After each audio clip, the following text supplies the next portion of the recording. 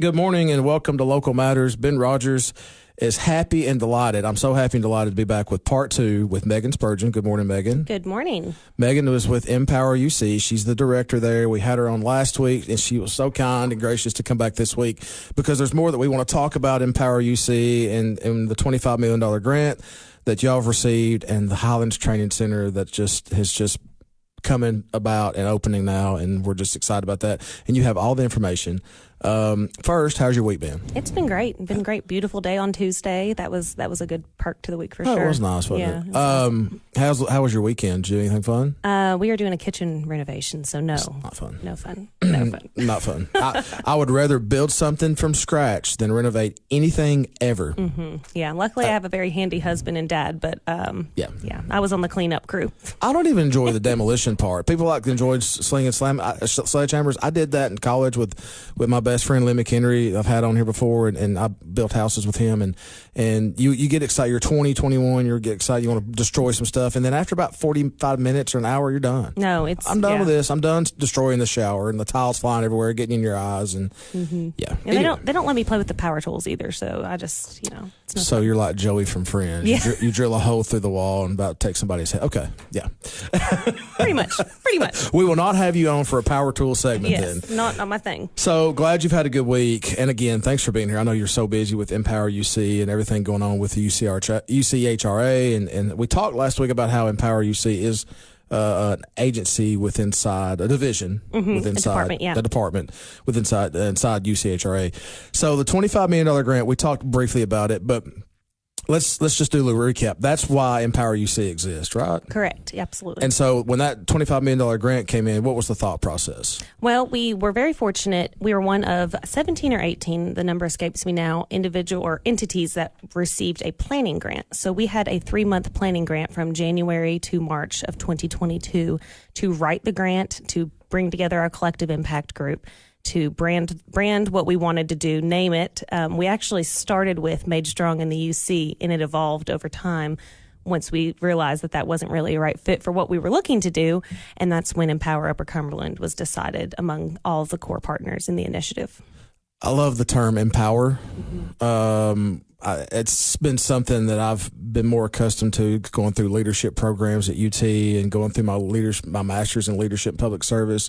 And we throw out 2 words that we throw out all the time in my master's program that start with E and M, are empower and empathy. Empathy, yeah. And they're very strong words to me. They make an impact. When I hear those 2 words, I always think of the positive of it. I don't look at the negative. I don't think there's any negative as long as you have both of those, right? As long as you can empower and have empathy for people. So I love the name. Yeah. Did you decide that finally? I don't know. I honestly, Take credit.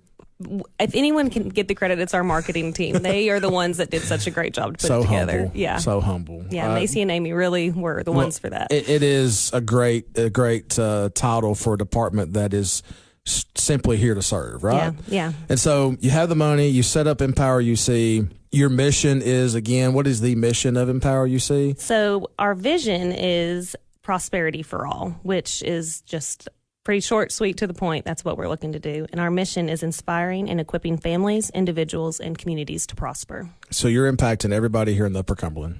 Yeah. And that's the coolest thing about the development of a collective impact group that we have with Tennessee Tech, Highlands Training Center, the foundation, the whole group. Is right now we're looking at poverty and designing ways to help families come out of poverty. But now that we have an established collective impact group, there are other things that we can go after. And when there are issues in the community, we can work to try and overcome those as well. So through my work with the Putnam Education Partnership, I'm on that board. We talk about our mission is similar, but it's focused on students, right? We're there to help them remove roadblocks from students so they can learn. Absolutely. Some of those students have roadblocks because of poverty. And I think they had a meeting last week or the week before. We have 400 students designated as homeless.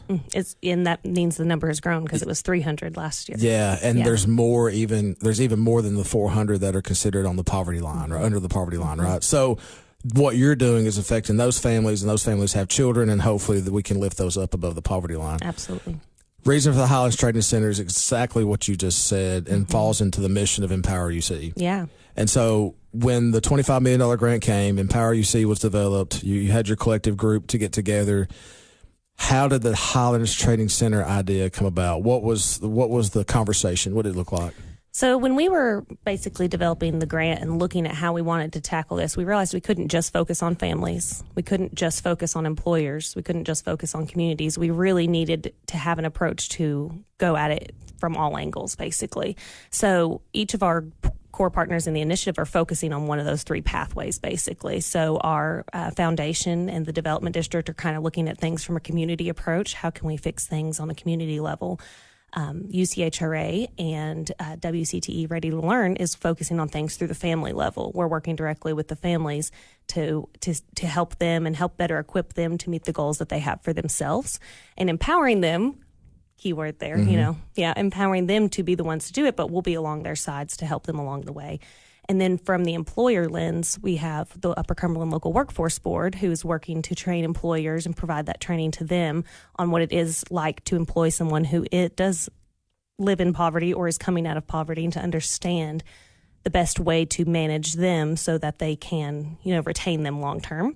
And for Highlands side of it, working with the employers is developing the candidates with their soft skills and giving them a better foundation so that they can be a better long-term employee.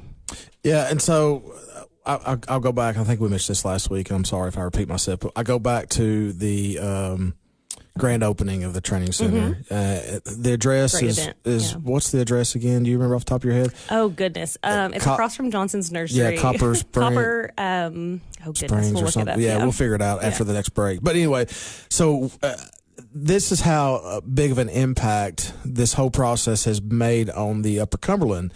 And when I say the Upper Cumberland, there were people there at the grand opening, or the ribbon cutting, I should say. The only people that were there were not from just Cookeville and Putnam County. There were people from the Upper Cumberland. Absolutely. I saw several county mayors there. I saw some commissioners. I saw business people outside of Putnam County because of the Highlands Economic Partnership, which I'm on the chamber board, and I'm well aware of what goes on there with Jackson, White, Putnam, and Overton. Those folks are very involved. So this impacts them as well. But that's why there was such a big turnout it's one of the many reasons is that it involves everybody in the Upper Cumberland. Yeah. It's just unique. We've never had anything like this, right, in the Upper Cumberland? Not to my knowledge, and I don't know that there's anything specifically like it in the state. You know, it's very unique, very unique. So it had over 200 people there at the ribbon cut, and the place was full. Yeah. Parking was tapped. It was tapped. Luckily, I got there early enough so I could have a decent parking spot. But people were walking down the road, and they were running late because I had to park so far away. But that's how big of a deal this is, and that's why I'm doing this show, and that's why I wanted you here, is to enlighten people that listen about the great things everybody in this community is doing. We're working together, and we haven't even touched the details, gotten to the details of what the Highlands Training Center is going to do yet. We're going to today, but I can't stress enough how awesome we have it here in this community at Upper Cumberland and Putnam County, with people like you and the Development District, Mark Farley, and the Chamber with Amy New and her staff, and then Putnam County and Jackson County and Overton County and White County, all those mayors and those commissions that are involved.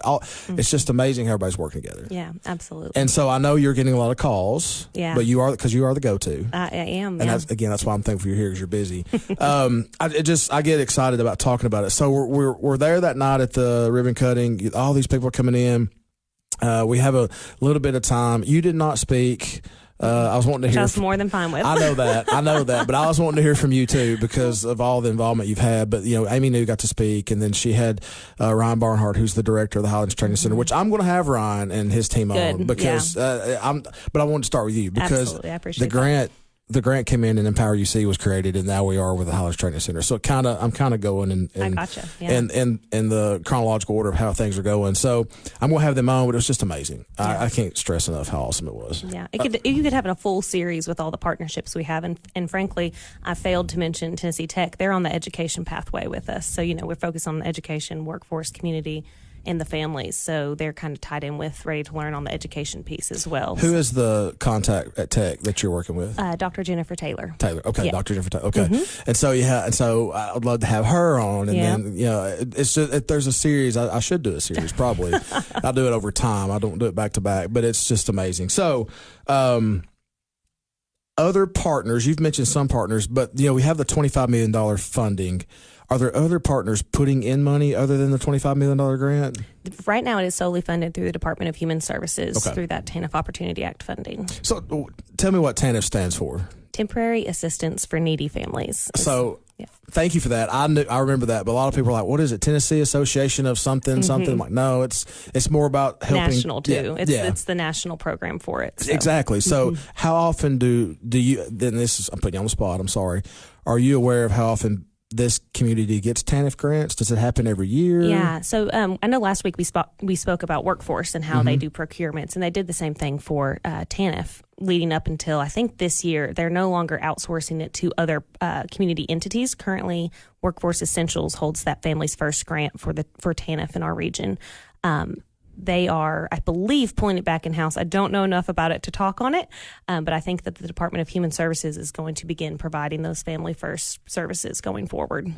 So TANF has been around for how long? Do you know? Oh, since the War on Poverty began under Lyndon B. Johnson. I mean, it's been renamed and renamed and renamed. It is formally known as welfare. Thank you. You're welcome. This is why I have people on, because I'm not smart enough to talk about all these things, and you're obviously the expert. So this has gone back for, golly, Lyndon B. Johnson 60, 70 years ago, or 60 years ago, I guess now. So I did get that right? He did start the War on Poverty. If not, I'm going to be very embarrassed. I think that's right. If you're wrong, everybody will forgive you, because I think you're correct on that. I'm with Megan Spurgeon, the director at Empower UC, Empower Upper Cumberland. So phenomenal the information she's given us. We have a little bit more with her coming up next here on Local Matters. This has been Rodgers. We'll be right back after this break. What's so important about shopping with locally owned businesses? When you shop local, your hard-earned dollars stay here in the community, helping to benefit your friends and neighbors, local schools, roads, and all aspects of community life. But what happens to my money if I spend it online or at a national chain store? In most cases, the profits go far away, out of state, corporate headquarters, or even overseas. It doesn't take any extra effort to shop local. Office Mart on South Jefferson and Cookville is your locally owned office furniture and supply store. For over 35 years, they've been proud to serve businesses in the Upper Cumberland with quality and value. You get real customer service too, and unlike shopping online, you can actually see and try out the large inventory of office furniture in their showroom. And when it's delivered, it's not a box on your step. They're glad to install and set up everything. Office Mart. There's no other locally owned office store in the region. South Jefferson Avenue across from Hardee's. Shop local at Office Mart.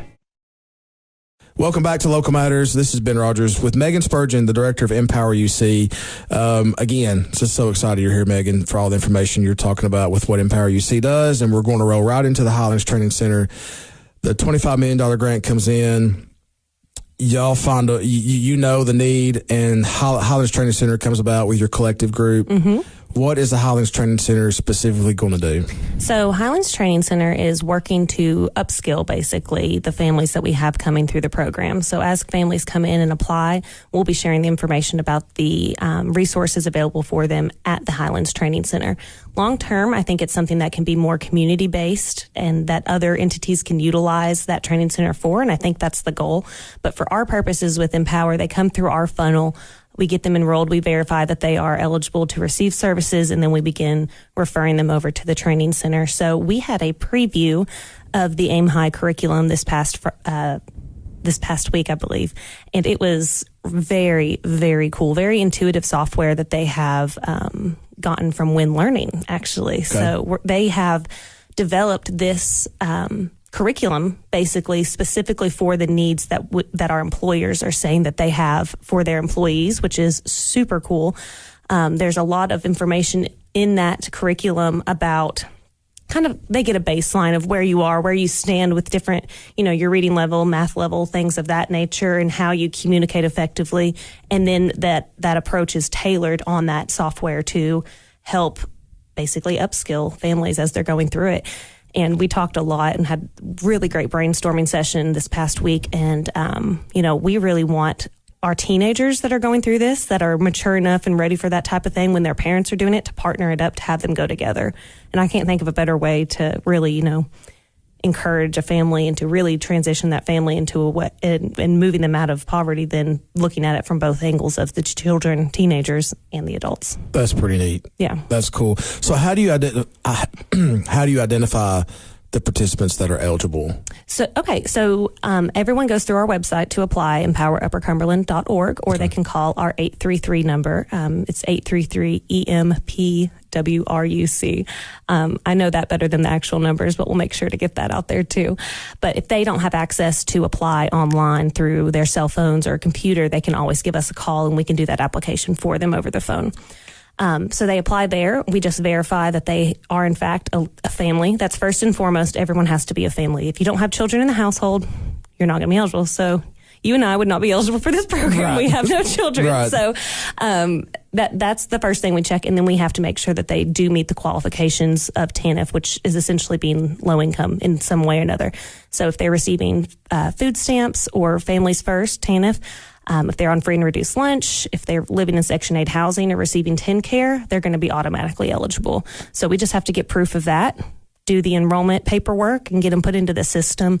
There is a research component to this, which we haven't even talked about. I'm probably surprising you right now, but 50% of the group, it is a complete coin flip. They're randomized into the full services group or a partial service group, and then after 1 year, they can move over to the full services group. Gotcha. So there's a layer there. And then once that happens, anyone in the full service group, we're going to talk to them about Highlands and get them connected with them to go forward. And I want to talk more about that for sure. But so I'll give this information out again at the end of the show. EmpowerUpperCumberland.org. Go to that website, apply. Yes. And then you'll go through the process, and TANF will verify and make sure you're a family, you do have children, because if you don't have children, you won't be eligible. And then the number is 833-EMPWRUC. Yeah. I can't believe I got it right the first time you said it. I'm very impressed. I can't believe it. I'm impressed with myself. So I'll give that information at the end of this. Because, again, one of the reasons I'm having you here is not only tell us about it, but to get the information out to folks that this can help and that they want to be helped. And I guess that's part of it, too, is to help somebody, most of the time they have to have the desire to be helped, correct? Absolutely. I don't know, and we may not have gotten to this point, and this just come to my head. Part of the training structure at the Highlands Training Center, and again, I will have those folks that are actually doing that on at a later date. But do you know, Megan, as part of the training structure, because some people out here don't feel like they're worthy to be helped. Some people don't feel like they don't matter enough. Is there some kind of mechanism or class or anything to build up confidence, to empower their self-esteem, to give them the mental capacity and ability to think, hey, I'm worthy of doing this? Is that part of it? Yeah, and I don't even think you knew that, so it's awesome that we do have an answer for that. Awesome. And it's called Circles USA. That's a component that we're doing in-house with our navigators. We actually have started the first Circles chapter in the state of Tennessee. They've been around for over 30 years, have been in 80 different communities currently throughout the United States and into Canada.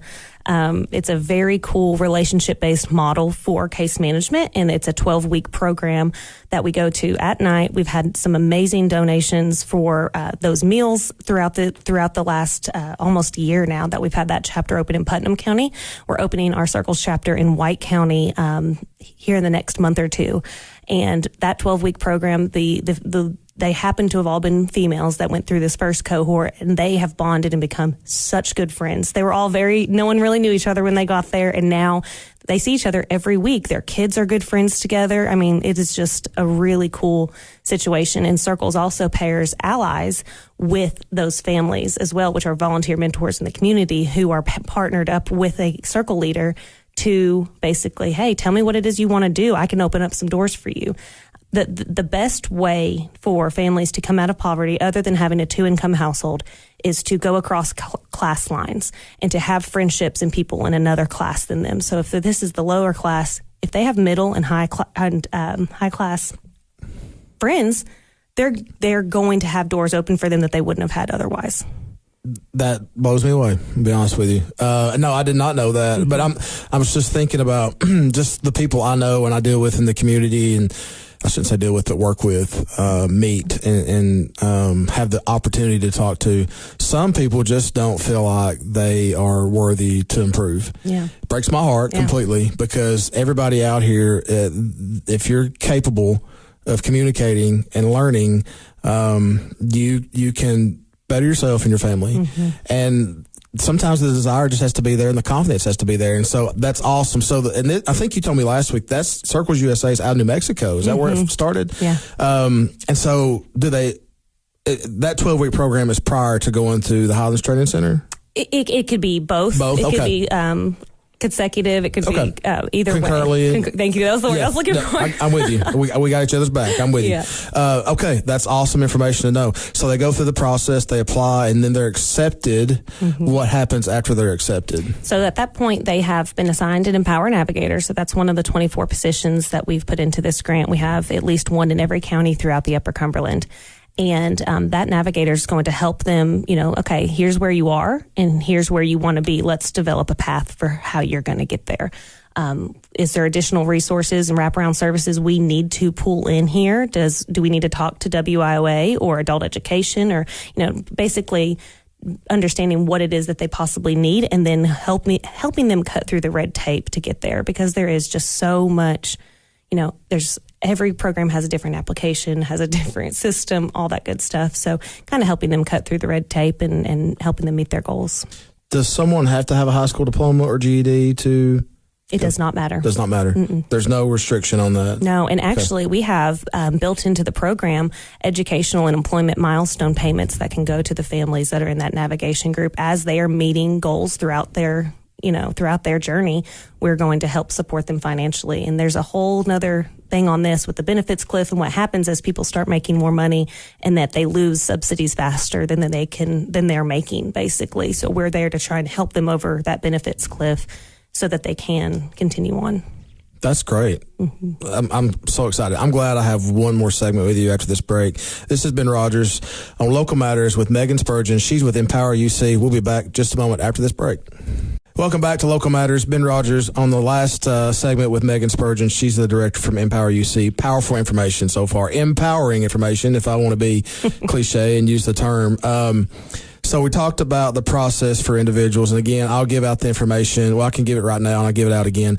If you're interested in going through the programs at Highlands Training Center, the way to apply is empoweruppercumberland.org. Go to the website, submit an application.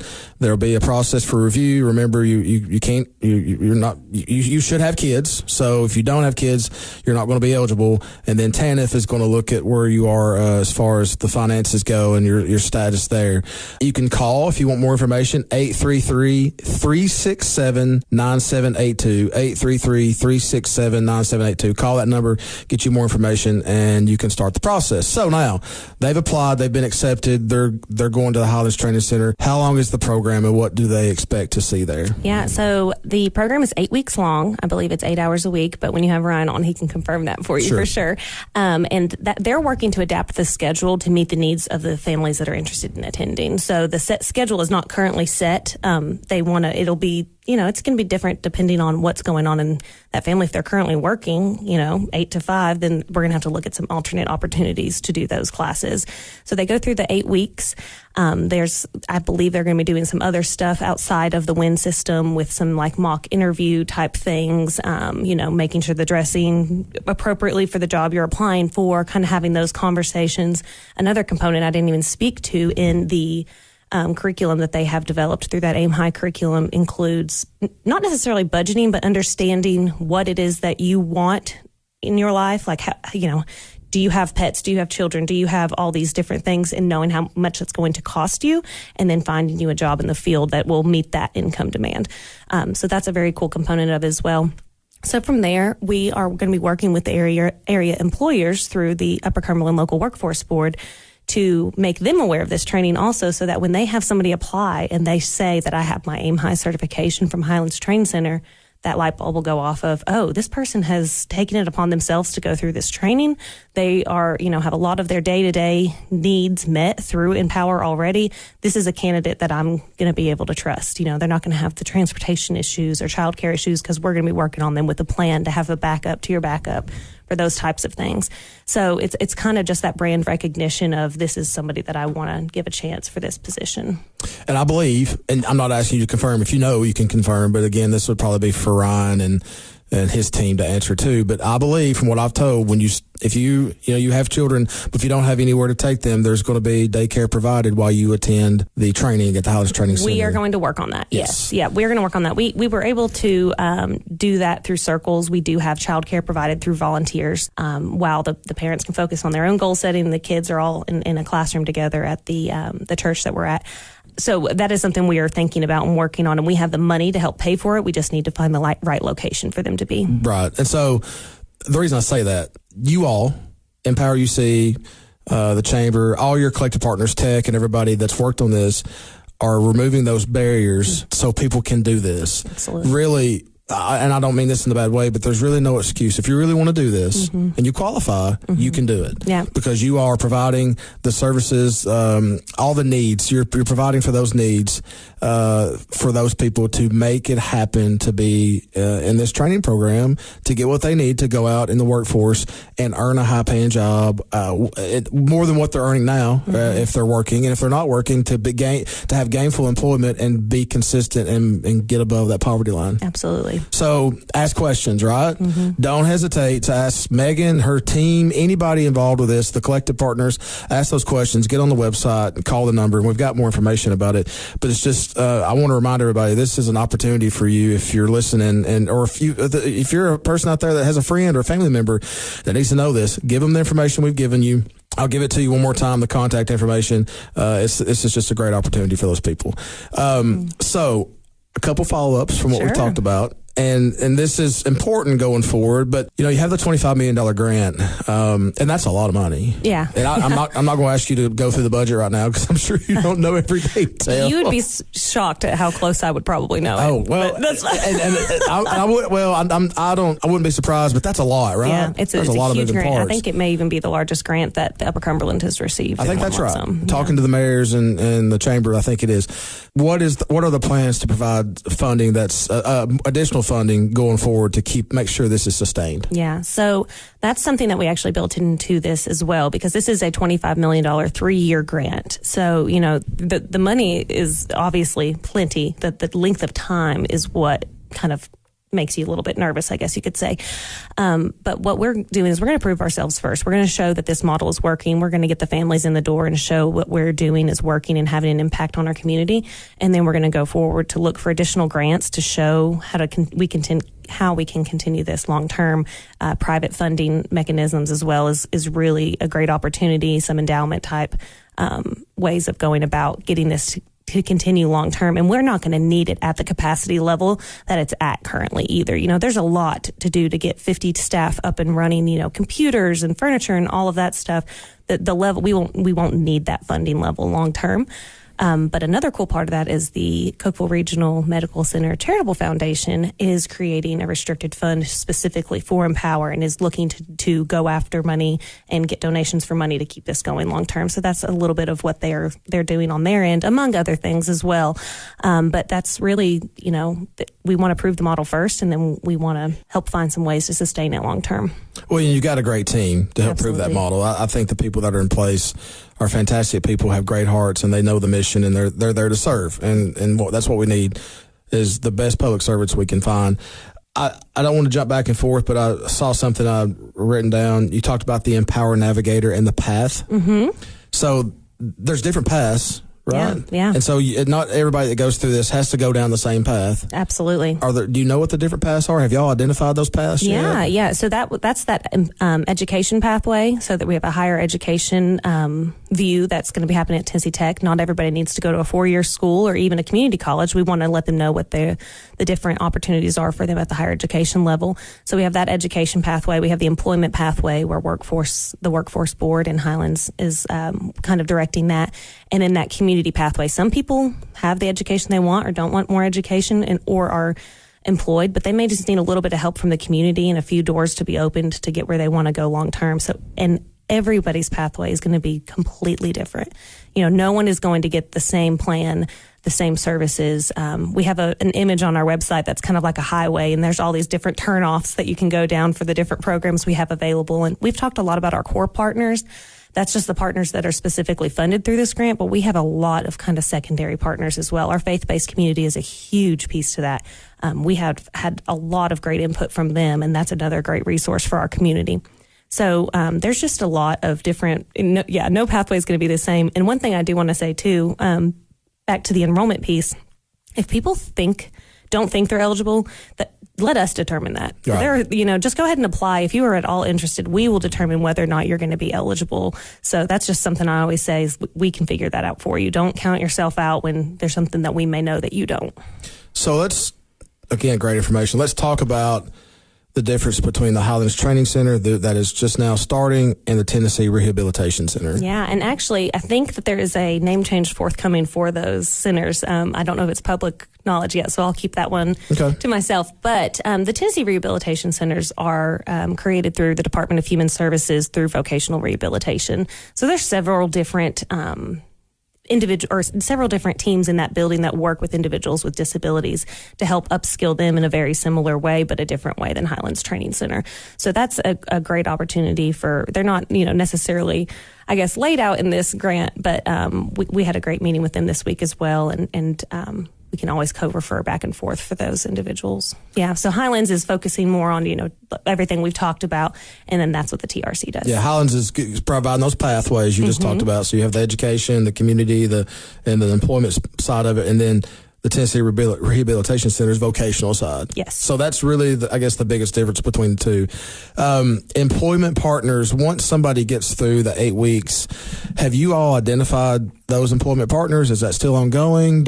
Yeah, so that's ongoing right now, and that's something that we are coming up with what we want that name to be. A preferred employer is something that's come up, or an Empower certified employer, whatever that may be. But the Workforce Board has done a great job of reaching out to different industries and different sectors to identify who would be willing to be champions for us, for a good place for us to funnel our families to. So we want to be able to provide them with training that makes them, a good both ways. We want to really just upskill everyone and make sure everyone's aware of how this can all work together. I think it's important to say too on the TANF side, just because we got this $25 million over 3 years doesn't mean we're ineligible for the additional TANF grants going forward. We're always going to be able to apply, Absolutely. Always eligible, and may still continue to get other TANF grants that actually supplement this too. Yeah. Mm-hmm. So it's not like I don't want people to get, I guess you've got all that you're going to get from TANF for a while. Well, that's not true. Not true. Yeah, they are pushing out community grants constantly, and there's even been a couple bills lately to extend the length of time on some of the reporting and things like that. So they do have that pot of money that we could tap back into in the future. And all we have to do that would be to prove that what we're doing is working. And when you have this many partners working together for the same goal, I just don't see how it can't be successful. Yeah, I'm glad you said that because, again, I'm just thankful for everybody that's here just working hard. And there's so many partners through community and our successful businesses and industries here. They're all in. Absolutely. Our churches are all in. We're in the Bible Belt, folks. We still believe God's awesome, right? Yeah. And He is awesome. And so there's a big drawing in and togetherness that I'm going to use the word again because that's why you're here. We empower people to be what they want to be and to provide a better life for them. And as my role as a public servant, my goal is to give everybody an opportunity to have the best quality of life possible. Yeah. Quality of life it can be deemed different by everybody's viewpoint. Whatever that is, I want you to have it. Absolutely. And that you want them to have it. So, Megan, thank you for being here. Absolutely. Thank You've you been for wonderful. having me. Yeah, you're amazing. I'm so thankful for you. Thank God for you, your family, and what you're doing for our community. I'm just so happy I got to know you. Folks, hope you have a great weekend. Thank you to my producer, Jake. Thank you for helping me out, buddy. Megan, if you need anything from me, let me know. Absolutely. And remember, folks, it's always easier to smile than it is a frown. Make somebody's day. Give them a hug and smile at them. We'll see you next week.